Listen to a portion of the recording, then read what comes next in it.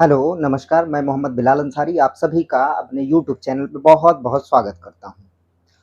आज हम फ्रेंड्स फिर बात करने वाले हैं संविधान के विकास के क्रम की प्रक्रिया के बारे में कि संविधान हमारा कैसे विकसित हुआ, भारतीय संविधान में कौन से आर्टिकल, कौन से एक्ट से लिए गए और कौन से प्रावधान किस एक्ट से शामिल किए गए, आज हम उस पे फिर से चर्चा करने वाले हैं। पिछली क्लास में जो हमने चर्चा किया था उसमें आपने देखा होगा कि हमने 1861 का भारत परिषद अधिनियम और 1892 का भारत परिषद अधिनियम, इन दोनों की बात हमने कंप्लीट कर ली थी, जो हमने कल क्लास यूट्यूब पे करी थी। आज हम बात करते हैं, जैसा कि कल हमने बताया था आपको, 1919 1909, पहले हमने बताया था कि 1909 का भारत शासन अधिनियम, फिर 1919 का भारत शासन अधिनियम। तो आज हम 1909 की बात करने वाले हैं बेसिकली कि 1909 के भारत शासन अधिनियम में कौन-कौन से चेंजेस किए गए और क्या इसमें नई चीज़ें जोड़ी गई और क्या जो है भारत के लिए इसकी उपलब्धता क्या रही, इसका उद्देश्य क्या रहा, इन सब टॉपिक पे आज हम डिस्कस करने वाले हैं।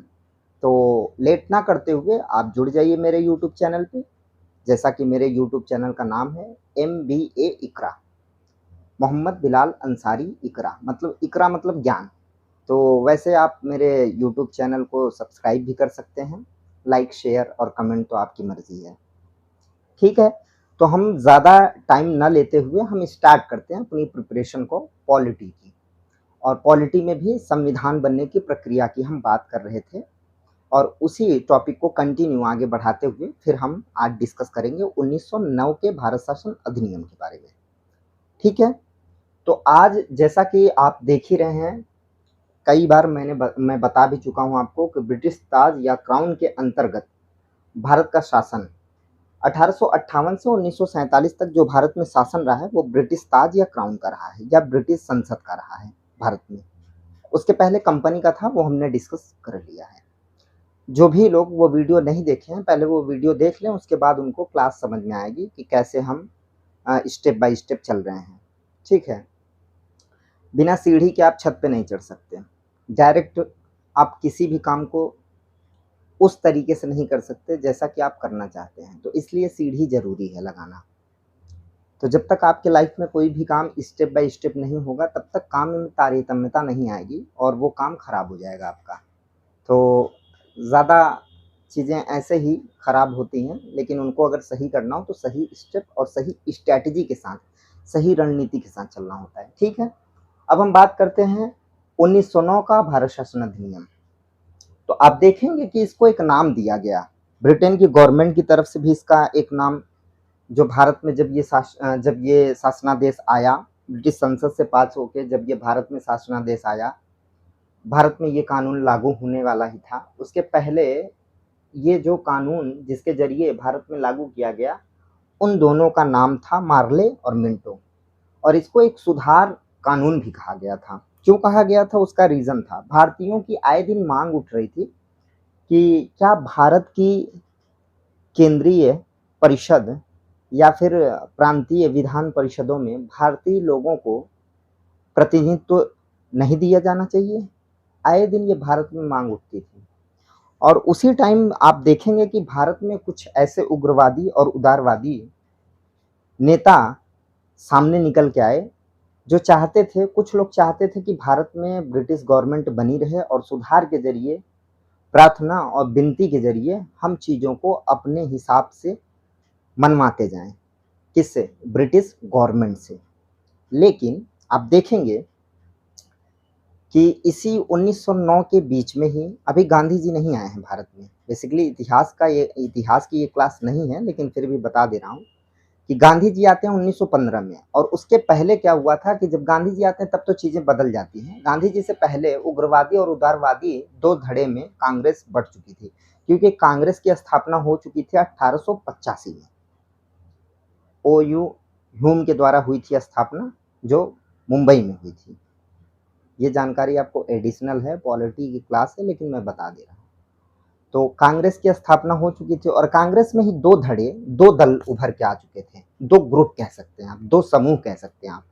तो उन दो समूहों में आप देखेंगे, एक उग्रवादी हुआ करते थे, एक उदारवादी। उदारवादियों का कहना था कि ब्रिटिश गवर्नमेंट से हम सुधार करा सकते हैं, धीरे-धीरे सुधार हम ला सकते हैं भारत में, और हम विनती या प्रार्थना करके या किसी भी तरीके से निवेदन, प्रतिवेदन करके ब्रिटिश गवर्नमेंट से हम अपनी मांगे मनवा सकते हैं। लेकिन उग्रवादी जस्ट अपोजिट, जस्ट उल्टा थे। उग्रवादियों का कहना था कि भारत हमारा, भारत के लोग हमारे, तो भारत की शासन व्यवस्था भी हमारे ही लोगों द्वारा संचालित होनी चाहिए, हमारे ही लोगों द्वारा चलाई जानी चाहिए, ये मांग कर रहे थे उग्रवादी। अब हुआ क्या कि मार्लो मिंटो, जो इस 1919 का भारत शासन अधिनियम आता है, उसमें आप देखेंगे यहाँ पे मैंने लिख रखा है कि भारत सचिव उस समय हुआ करते थे मार्ले, और वायसराय या गवर्नर जनरल हुआ करते थे मिंटो। तो वायसराय होते थे मार्ले और गवर्नर जनरल, सॉरी, भारत सचिव हुआ करते थे मार्ले और वायसराय या गवर्नर जनरल मिंटो हुआ करते थे। इन दोनों के ऊपर ब्रिटिश गवर्नमेंट की पूरी जिम्मेदारी थी कि आप वहाँ भारत में ब्रिटेन या ब्रिटिश गवर्नमेंट की सत्ता को बचाए रखें और बनाए रखें। यही रीज़न था कि ये मार्ले और मिंटो सुधार के नाम पे कुछ ऐसी चीज़ें भारत में लागू करते हैं जिससे आगे चल के भारत का 2 टुकड़ों में विभाजन हो जाता है। बड़ी चीज़ समझिए आप, 1909 का भारत शासन अधिनियम एक ऐसा एक्ट है जिसने भारत को 2 भागों में विभाजित कर दिया। बड़ी बात है। अंग्रेज यही तो चाहते थे कि फूट डालो, राज करो। एक उनकी पॉलिसी हुआ करती थी कि हिंदुस्तानियों के अंदर फूट डालो, राज करो। जैसा कि कुछ आज की भी कुछ सरकारें ऐसा इस्तेमाल कर रही हैं कि एक विशेष समुदाय या यूँ कहिए एक दूसरे के धर्म के प्रति नफरत फैलाना और फिर खुद की सत्ता या कुर्सी बचाने के लिए इस तरीके के हथकंडे अपनाना, जैसे कि ब्रिटिश गवर्नमेंट उस टाइम में 1909 में अपनाई थी कि भारत में फूट डालो, हिंदू मुसलमान करो और फिर राज करो। राज तभी आप कर सकते हैं, 2 तरीके की आप राज कर सकते हैं दुनिया में। एक तो आप या तो आप बहुत काबिल हैं और लोग आपको पसंद करते हैं, तब आप राज करेंगे तो आपकी नकारात्मक चीज़ें नहीं दिखेंगी।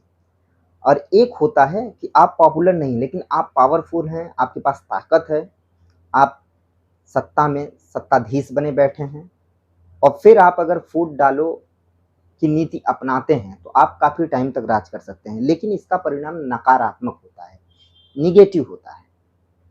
ऐसा ही कुछ था। मार्ले और मिंटो चाहते थे कि भारत में हिंदू मुसलमान यहीं से शुरुआत हो 1909 से, और भारत में हम राज करते रहें और फूट डाल डाल के हम राज करते रहें। वही बात हम यहाँ डिस्कस करने वाले हैं, फूट डालो, राज करो। इनका एक बड़ा ही मतलब उस टाइम आप कह सकते हैं कि ये बड़े ही समझदारी के साथ काम लेते थे।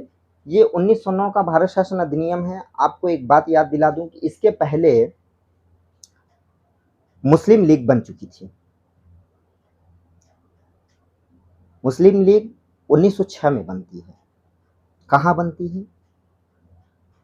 मुस्लिम लीग की जगह जहाँ पे मुस्लिम लीग की स्थापना होती है वो जगह है आज का बांग्लादेश। बांग्लादेश में भी बेसिकली ढाका में। ढाका वो जगह है जहाँ पे पहली बार 30 दिसंबर 1906 में मुस्लिम लीग की स्थापना होती है। और उसके फाउंडर कौन होते हैं? संस्थापक होते हैं नवाब ख्वाजा शमीउल्लाह। नवाब ख्वाजा शमीउल्लाह उसके संस्थापक होते हैं और 1906 में मुस्लिम लीग बन के तैयार हो जाती है।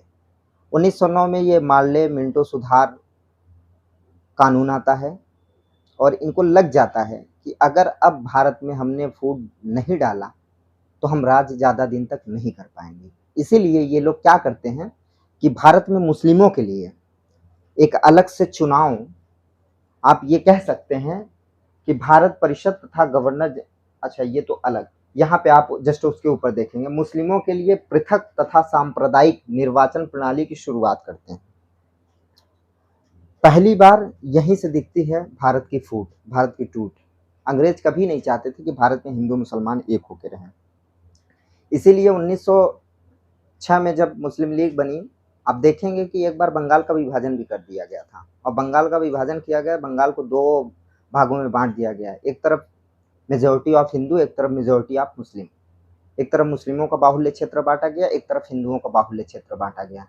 जैसे वेस्ट बंगाल, वैसे तो अब वेस्ट बंगाल नहीं कहना चाहिए उसको, क्यों? उसका रीज़न है।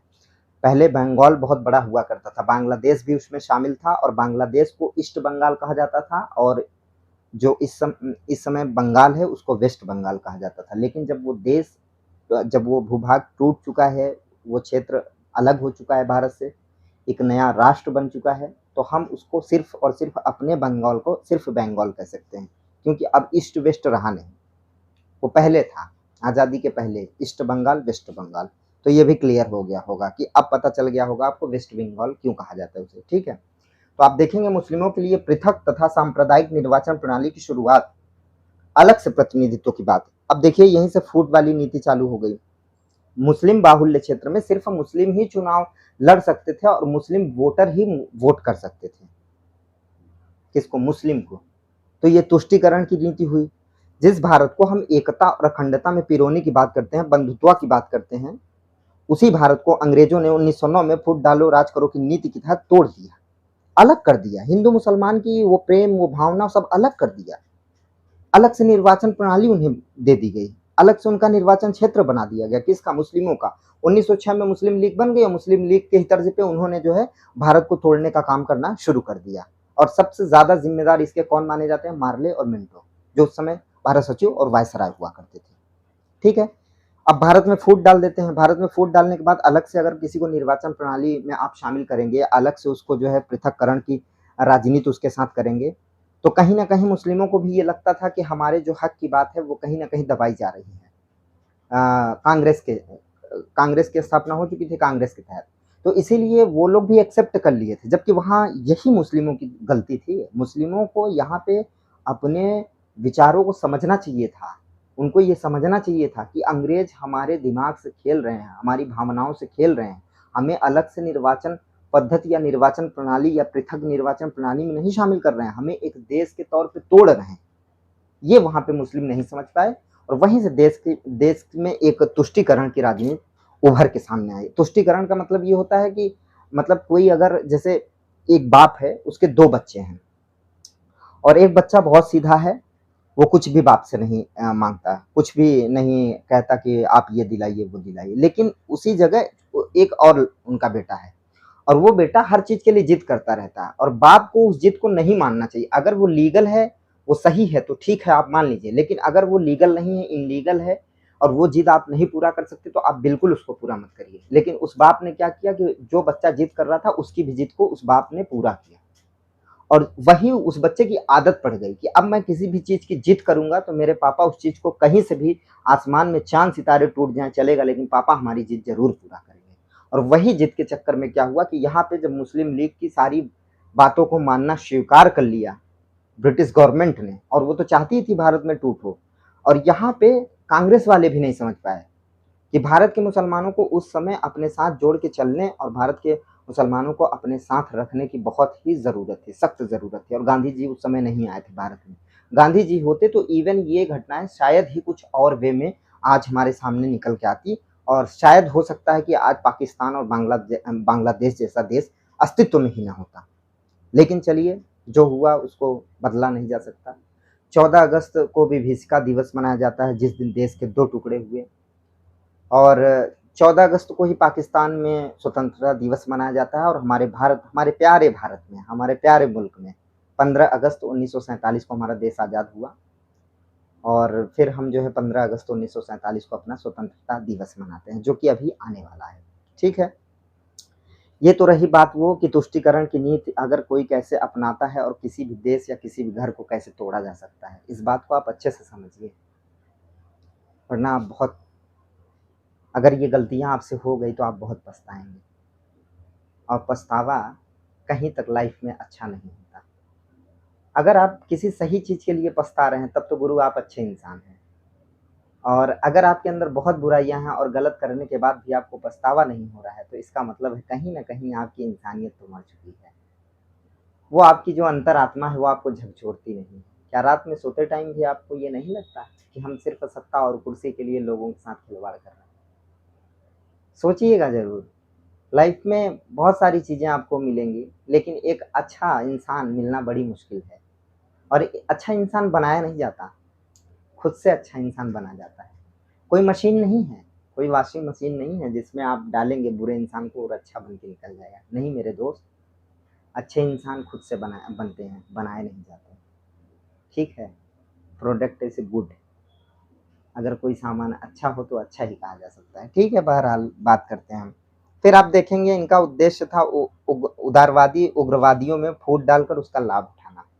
इन्होंने क्या किया, मार्ले और मिंटो ने क्या किया कि भारत में जो उग्रवादी और उदारवादी दो समूह उभर के ऊपर आए, बेसिकली उनको भी फ्रीडम फाइटर ही कहा जाता है, कांग्रेस के ही लोग थे। और दो अलग अलग, जैसा कि मैंने बताया कि कुछ लोग चाहते थे एग्रेसिव मोड में कि भारत से इनकी सत्ता उखाड़ फेंका। उग्रवादी बेसिकली यही चाहते थे कि ब्रिटेन की सरकार की सरकार को और ब्रिटेन के जो यहाँ पे लोग हैं उनको यहाँ से उखाड़ भगा दिया जाए, मार के भगा दिया जाए। किसी भी देश पे आप कब्जा या किसी के घर पे आप कब्जा करेंगे तो आपके साथ क्या करेगा, अगर वो भी बाहुबली होगा तो आपसे उलझ जाएगा और हो सकता है आपको मार के खदेड़ दे। लेकिन अगर वो गरीब और कमजोर और शोषित होगा तो नो डाउट जैसा आप कहेंगे वैसा ही आपके साथ रहेगा और करेगा। तो इसलिए कहा जाता है गरीबों को कभी नहीं सताना चाहिए। और एक नारा है हमारी भारत सरकार का, गरीबी हटाओ। बाकी तो समझ ही गए होंगे किसको हटाने और बढ़ाने की बात की जाती है। ठीक है, यहाँ पे फूट का लाभ उठाते हैं और उग्रवादी उदारवादियों को बिल्कुल अलग कर देते हैं। अलग करने के बाद आपस में लड़ा देते हैं। ठीक है, अब अगर हम बात करें उसके आगे की, तो भारत परिषद तथा गवर्नर जनरल की कार्यकारिणी परिषद भारतीयों की नियुक्ति का प्रावधान किया गया। 1909 में भारतीयों की नियुक्ति का प्रावधान पहली बार किया गया, किसमें, गवर्नर जनरल की कार्यकारिणी परिषद में। इसके पहले गवर्नर जनरल की कार्यकारिणी परिषद में ब्रिटेन के ही लोग शामिल हुआ करते थे, भारतीय लोगों को शामिल नहीं किया जाता था। लेकिन 1909 में आप देखेंगे, इसके पहले मैंने बताया था कि 1892 में बताया था आपको कि वहां पे प्रांतीय परिषद बनाई गई थी जिसमें भारतीयों, गैर सरकारी भारतीयों को शामिल किया गया था। लेकिन यहाँ पे कार्यकारिणी परिषद की मैं बात कर रहा हूँ, जो कार्यकारिणी परिषद गवर्नर जनरल को जो भी कामों में मदद करती थी उसमें भी भारतीयों को शामिल करने की बात की गई 1909 में। यहाँ तक की बातें क्लियर हो गई होंगी। बहुत ही आराम से पढ़ा रहा हूँ, बहुत ही समझदारी के साथ। जो चीज़ें इंटरलिंक की जा सकती है उसको मैं पूरी तरीके से आपके सामने सत्यता के साथ बताने की कोशिश कर रहा हूँ। ठीक है, तो यहाँ पे क्या किया गया, भारतीयों की नियुक्ति का प्रावधान किया गया। 1909 में भारतीयों की नियुक्ति का प्रावधान किया गया गवर्नर जनरल की कार्यकारिणी परिषद में, ताकि गवर्नर जनरल की कार्यकारिणी परिषद में वो शामिल हो तो वो बजट पे भी चर्चा कर सकें और प्रश्न पूछने की, जो आपको पिछली क्लास में मैंने बताया सीमित तरीके से प्रश्न पूछने की बात की गई थी, यहाँ पे आप देखेंगे कि अब वो सीमा हटा दी गई और प्रश्न पूछने का अधिकार बढ़ा दिया गया। अब आप आराम से बहुत सारे प्रश्न पूछ सकते थे। जो 1892 में आपको सीमित तरीके से कुछ प्रश्न पूछने की अधिकार या इजाज़त दी गई थी, वो अब यहाँ पे बढ़ा दी गई। और बढ़ाने के बाद विस्तार से प्रश्न पूछने और बजट पर विचार विमर्श करने का अधिकार, वहाँ पे भी बजट पे विचार विमर्श करने का अधिकार दिया गया था, लेकिन यहाँ पे अब सीमा हटा दी गई है। आप आराम से बजट पे विचार विमर्श कर सकते हैं और आप विस्तार से बहुत सारे प्रश्न पूछ सकते हैं। किससे रिलेटेड, बजट से रिलेटेड, या जो भारतीय लोगों के लिए कानून बनाया जाता था उस पर भी आप प्रश्न पूछ सकते थे कि ये कानून कहाँ तक हमारे भारतीय लोगों के लिए सही है या गलत है। इस तरीके से बातें थी। फिर आप देखेंगे इसका थर्ड पॉइंट जो है वो केंद्रीय प्रांतीय विधान परिषद का और विस्तार किया गया। आप देखेंगे कि केंद्रीय और प्रांतीय विधान परिषद का विस्तार किया गया। यहाँ पे केंद्रीय और प्रांतीय विधान परिषदों का विस्तार, उसमें भी विस्तार किया गया था, लेकिन उसमें उस एक सीमा तक ही विस्तार किया गया था। लेकिन 1909 में इसको बहुत बढ़ा दिया गया और पूरे प्रांतों में जो है प्रांतीय परिषद की व्यवस्था की गई। और उसके बाद केंद्र में भी जो भी चीजें उसमें और ऐड ऑन करनी थी और जोड़नी थी, उसको और जोड़ के और बड़ा किया गया, उसकी सीमा को बढ़ा दिया गया। फिर अगर हम बात करते हैं इसमें ही, आप पांचवें पॉइंट की बात करेंगे, गवर्नर जनरल की कार्यकारिणी परिषद में पहली बार भारतीयों को शामिल किया गया। वही मैं बात बता रहा हूँ, इसके पहले भारतीयों को शामिल किया गया था। कहाँ शामिल किया गया था, विधान परिषद में शामिल किया गया था। लेकिन अब हम बता रहे हैं आपको कि यहाँ पे पहली बार भारतीयों को गवर्नर जनरल के कार्यकारिणी परिषद में शामिल किया गया। उन भारतीयों को शामिल किया गया जिन भारतीयों को ब्रिटेन की गवर्नमेंट कभी पसंद नहीं करती थी। ब्रिटेन की गवर्नमेंट उन्हें एकदम नीचे और निकृष्ट तरीके से देखती थी। उन्हीं को अब गवर्नर जनरल की कार्यकारिणी परिषद में शामिल किया गया। फिर अगर हम बात करते हैं पहले जो गवर्नर जनरल के कार्यकारिणी परिषद में पहले भारतीय जो शामिल हुए थे, उनका अगर हम नाम बात करें तो सत्येंद्र प्रसाद सिन्हा जी थे, जो पहली बार गवर्नर जनरल के कार्यकारिणी परिषद में शामिल हुए, भारतीय जो थे। ठीक है। और उन्हें कौन सा उन्हें कार्य सौंपा गया था, तो उन्हें आप देखेंगे कि विधि सदस्य के रूप में शामिल किया गया था। मतलब वो कानून के विशेषज्ञ टाइप के थे, और वो कानूनों पे जो है एक तरीके से विशेषता रखते थे, इसीलिए उन्हें विधि सदस्य के रूप में शामिल किया गया। ठीक है। फिर अगर हम उसके बाद बात करते हैं तो आप देखेंगे कि इसमें आगे चल के आप देखेंगे, आगे चलकर भारत का विभाजन, जो मैंने अभी आपको थोड़ी देर पहले बताया कि ये जो फूट डालो राज करो की नीति थी, ये तो अलग पॉलिसी थी। ये तो सिर्फ भारत में फूट डाल और राज करने की बात करते थे। लेकिन जब यहाँ पे आप देखेंगे कि एक जो ये चीजें पृथक और सांप्रदायिक निर्वाचन प्रणाली की शुरुआत की गई और अलग से प्रतिनिधित्व देने की बात की गई, ये बहुत ही खतरनाक चीज थी भारत के लिए। बहुत ही, कहीं ना कहीं आप कहिए कि भारत के लिए बहुत ही एक तरीके से भारत को तोड़ने और भारत की जो एकता और अखंडता थी उसको कहीं ना कहीं क्षीण करने के लिए यहाँ से प्रयास शुरू किया गया था मार्ले और मिंटो द्वारा। और यहीं से आप देखेंगे, यही जो मैंने आपको बताया कि यहाँ पे फूट डालते हैं और आगे चल के प्रतिनिधित्व की बात अलग से, जब आप सेपरेट इलेक्टोरल या सेपरेट इलेक्शन या मतदाता सूची या फिर कहीं पे किसी को जो है पृथक निर्वाचन देते हैं, तो आगे चल के यही बात कौन उठाया, यही बात, इसी चीज की मांग किसने की थी? पहले तो अंग्रेजों ने स्वेच्छा से दिया भारतीयों को और भारतीय मुसलमानों को खासकर पृथक निर्वाचन, और उसके बाद सांप्रदायिक निर्वाचन की बात की गई। लेकिन इसके बाद अंबेडकर जी भी एक बार ऐसी बात कर चुके थे दलितों के लिए। वो तो गांधी जी थे जिन्होंने बहुत समझाया और फिर किसी तरीके से मान मनोवल हुआ और फिर वो समझ गए इस बात को। वरना भारत में कई सारे ऐसे पृथक निर्वाचन की व्यवस्था कर देते अंग्रेज कि पूरा भारत ही छिन्न भिन्न हो जाता। और अगर ऐसा होता तो नो डाउट भारत की संप्रभुता, एकता, अखंडता अक्षुण्ण न रख पाते हम लोग। इसलिए गांधी जी ने वहां समझदारी दिखाई थी और यहीं से भारत के विभाजन की झलक दिखती है 1909 से। अब आप अगर इसकी बात करें, जैसा कि इसके पहले मैंने बताया ही था कि भारत सचिव हुआ करते थे मार्ले और गवर्नर जनरल या वायसराय हुआ करते थे मिंटो। ये दोनों व्यक्ति बेसिकली 1909 का जो भारत शासन अधिनियम कानून ब्रिटेन की तरफ से आया था, वो कह रहा था कि इसमें हम सुधार कर रहे हैं। आप देखिए कैसा सुधार किए। मतलब आप ऐसे समझिए कि हम आपको बोले कि हम आपकी मदद कर रहे हैं, और आप सपोज करिए कि बारिश का मौसम चल रहा है और आप किसी नदी या किसी तालाब में डूब रहे हैं, और मैं आपसे बोलूं कि मैं आपकी मदद कर रहा हूँ। ठीक है। और उसके ऊपर खड़े होके, जहाँ पानी ना हो वहां पे हम खड़े होके बोलें कि मैं आपकी मदद कर रहा हूँ, आपको डूबता हुआ देख रहा हूँ और मैं आवाज, रस्सी ना फेंकूं, किसी चीज से आपको सपोर्ट ना करूं, मैं दूर से ही बस ये बोलूं कि मैं आपकी मदद कर रहा हूँ। वही कर रहे थे अंग्रेज। भारत डूब रहा था, भारत के लोग डूब रहे थे, अंग्रेज ऊपर बैठ के, जो उसके बांध बनाए गए थे, अंग्रेज ऊपर बैठ के ये बोलते थे कि हम बेसिकली आप लोगों की मदद कर रहे हैं, आप लोगों के कानूनों में सुधार कर रहे हैं और आपके लिए ही कानून बना रहे हैं। और वही कानून कहीं ना कहीं भारत को तोड़ने मरोड़ने, भारत को अखंडता को खत्म करने का काम किया। और एक भारत, जो अखंड भारत था, वो भारत 3 भागों में बट गया, जो आज एक भारत, दूसरा पाकिस्तान और तीसरा बांग्लादेश। आप सोच के देखिए, किसी देश को क्यों कोई तोड़ना चाहेगा? वो एक कहावत है ना, खिसियानी बिल्ली खंबा नोचे। जब आपके हाथ, वही कहते हैं ना कि अंगूर खट्टे हैं, जब आपके हाथ अंगूर नहीं लगते तो आप कहते हैं ना अंगूर खट्टे हैं। अंग्रेज यही किए थे, खिसियानी बिल्ली खंबा नोचे। जब वो भारत में देखे कि ज्यादा दिन तक अब शासन नहीं कर पाएंगे, तो पूरे भारत को जो है सांप्रदायिकता में झोंक दिए, तुष्टिकरण की नीति अपनाए, हिंदू मुसलमान किए। और क्या ही कर सकते थे वो। लेकिन हमारे भारत के लोग उस समय तो चलो कुछ कम पढ़े लिखे थे, लेकिन फिर भी अच्छे थे, समझदार थे कि फिर से एकजुट हुए, फिर भी इतना बड़ा भारत हमारे पास है। लेकिन आज के लोग आप देख लीजिए, जाति, धर्म, मत, मजहब, लिंग, वंश, जाति, निवास स्थान, क्षेत्रवाद, हर चीज पे लड़ाई कर रहे हैं। और कहीं भी हम जाते हैं तो बड़े गर्व से कहते हैं कि हम भारत के लोग। कहाँ हैं हम भारत के लोग भाई? इसी भारत में आप देखिए कितने तरीके की चीज़ें चल रही हैं।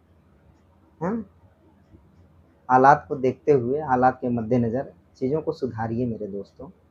आप युवा पीढ़ी हैं, अगर आप चाहेंगे तो कुछ भी किया जा सकता है। ये जाति, धर्म, ये बुरा-भला सब यहीं रह जाएगा। अगर कुछ अच्छा रहेगा तो आपका नाम रहेगा, अगर आपने कुछ अच्छा काम किया। चलिए इसकी उपलब्धियों के बारे में हम बात करते हैं, क्या उपलब्धि इससे प्राप्त हुई?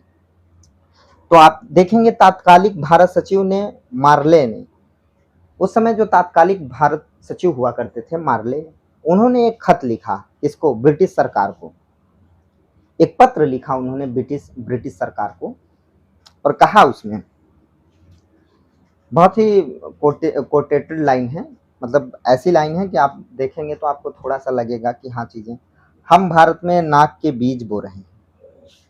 मार्ले कहते हैं बेसिकली ब्रिटेन की गवर्नमेंट से, ब्रिटेन की संसद से, कि हम भारत में नाग के बीज बो रहे हैं।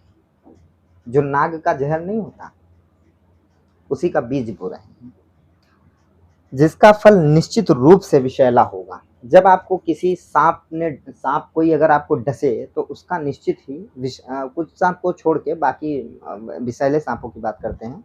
बेसिकली अंग्रेज सांप ही थे, वो डस लेते थे इंडियंस को। तो कह रहा है मार्ले कि हम भारत में नाक के बीज बो रहे हैं और जिसका निश्चित ही परिणाम बहुत ही विषैला होगा। हुआ। अब देखिए ना, 14 अगस्त 1947 को भारत आजाद तो बाद में होता है लेकिन विभाजन पहले हो जाता है। ये सच्चाई है। ये हिंदू मुसलमान ने नहीं किया था, ये अंग्रेजों की मानसिकता थी। जो आज हम इल्जाम लगाते हैं एक दूसरे पे, तो क्या आज हम बहुत अच्छे हो गए हैं क्या? आज भी तो हम वही काम कर रहे हैं, एक दूसरे की पार्टी को सपोर्ट करने के चक्कर में आपस में ही लड़ते रहते हैं, आपस में ही जय हिंद जय भारत, जय हिंद जय भारत। चलिए वो तो हमारा भारतीय स्लोगन है, लेकिन हम क्या करते हैं, पार्टी का नारा लगाना स्टार्ट कर देते हैं। कहाँ तक आप बहुत अच्छे समझ रहे हैं अपने आप को? आपसे कम पढ़े लिखे लोग थे, उसके बाद भी भारत को इतना बचा ले गए। आज तो आप इतना ज्यादा पढ़े, उसके बाद भी आप देख रहे हैं क्या हालत भारत की हो रही है। बड़ी बड़ी बातें करने से दोस्त किसी भी देश का अच्छा और बुरा नहीं हो सकता, जब तक कि आप वास्तविकता में उस पर काम ना करें। वही ये कहा, देखिए सीधा सीधा, हम भारत में नाक के बीज बो रहे हैं जिसका फल निश्चित रूप से विषैला होगा। इसने किया वो काम। मार्ले और मिंटो ने 1909 में ये करके दिखा दिया और आते आते 1947 आप देखेंगे कि भारत का विभाजन हो गया। वो अंग्रेज थे जो इतना आगे की सोचते थे, और एक आप और हम हैं जो आपस में ही लड़े पड़े हैं। चलिए बहरहाल फिर बात करते हैं। अगर उपलब्धियों की बात करें तो हमारे भारतीय नज़रिए से अगर देखा जाए तो इसकी उपलब्धियां नगण्य नहीं। भाई कार्यकारिणी परिषद में आपने जो है भारतीयों को जगह दी, और पहले भारतीय सत्येंद्र प्रसाद सिन्हा जी थे, जैसा कि मैंने अभी बता दिया थोड़ी देर पहले। उसके बाद क्या उपलब्धियां रही? क्या सिर्फ भारतीयों को शामिल करना ही उपलब्धि थी? नहीं, इसका नकारात्मक फेज बहुत बुरा रहा भारतीयों के लिए। आप देखेंगे कि सांप्रदायिकता का निर्वाचन प्रणाली, मतलब इसका नकारात्मक प्रभाव सबसे ज्यादा यही रहा कि तुष्टीकरण की नीति अपनाई गई और सांप्रदायिक विशेष समुदाय के लिए एक अलग से चुनाव की व्यवस्था की गई, जिसमें उसी विशेष समुदाय का व्यक्ति खड़ा हो सकता है, उसी विशेष समुदाय के व्यक्ति उसको वोट दे सकते हैं। यही तो था इनकी मंशा। 1909 मार्ले मिंटो सुधार कहा गया। किस मुंह से अंग्रेज ये सुधार नाम लेते हैं? भारत में कभी भी सुधार, और इससे पता है आपको एक बात और बताता हूँ, इससे जो है, जो ये उदारवादी थे बड़े खुश हुए, वाह दैट्स ग्रेट, भारत को इन्होंने, अब सोने की चिड़िया पहले था अब तो हीरे की चिड़िया बना दिया। बात समझ रहे हैं? उदारवादी इससे खुश होते। यही रीजन था कि उग्रवादी और ज्यादा उग्र हो जाते हैं और फिर वो ब्रिटिश सरकार के खिलाफ एकदम आक्रामक रवैया अपना लेते हैं, बिल्कुल उग्र होके। क्यों ना हो उग्र? किसी भी देश में आप जाके वहां कब्जा कर रहे हैं, वहां के लोगों से आप मारपीट कर रहे हैं, वहां के लोगों पे आप जो है प्रताड़ना कर रहे हैं, आप वहां के लोगों को परेशान कर रहे हैं, तो वहां के लोग आपको फूल क्यों बरसाएंगे? जो नरम दिल के थे, जो जैसे आज भी कुछ लोग नरम दिल के हैं, तो बेचारे फंस जाते हैं मीठी मीठी बातों में, मीठी मीठी जालों में। अच्छे अच्छे वादे कर लीजिए, वो लोग फंस जाते हैं। उग्रवादी वो हैं जो आज के युवा हैं, जैसे छात्र प्रश्न चल रहा था, आपने देखा होगा, अभी झारखंड में भी चल रहा है। सरकारें कोई अच्छी नहीं होती, ना सरकार में बैठे लोग अच्छे होते हैं।